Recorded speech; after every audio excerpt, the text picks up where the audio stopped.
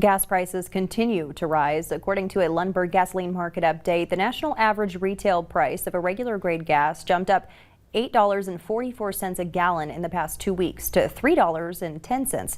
The current retail price is $1.05 higher than it was a year ago. The jump comes from a 10-day closure of the Colonial Pipeline, stopping deliveries. Crude oil prices dipped, but they are above where they were 4 weeks ago. But there may be some good news around the corner. Some analysts say, assuming oil prices don't move notably in either direction, then there's a good chance that gasoline prices are at or near a peak. Cruise lines are building in extra costs as they prepare to resume sailing out of the U.S. possibly this summer after more than a year-long break. These include enhanced cleaning, COVID testing, and other measures as they try to win back the public's trust. Carnival is forecasting spending in the hundreds of millions of dollars, while Norwegian plans to spend about $100 million on health and safety. It's pledged to pay for treatments, land-based quarantine, and flights home in the event a passenger tests positive on board. Cruise operators point to strong demand for bookings next year, which could help them offset some of the extra costs.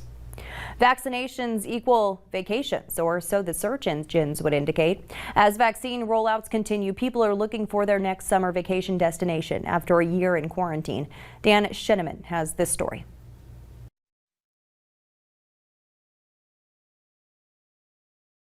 Is climbing.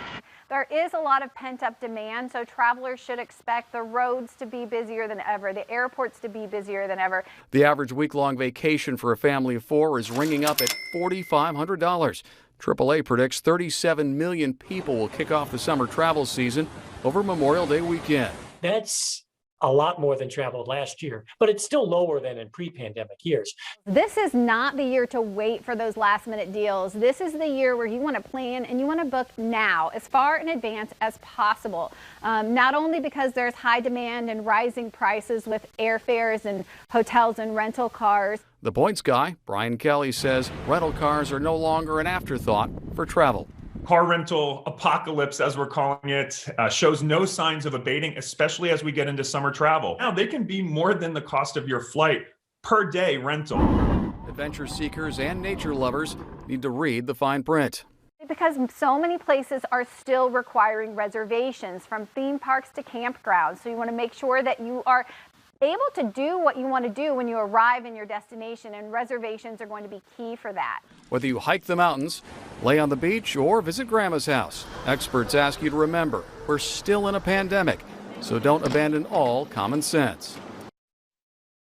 The pandemic has been helpful for one medical condition. We'll explain straight ahead.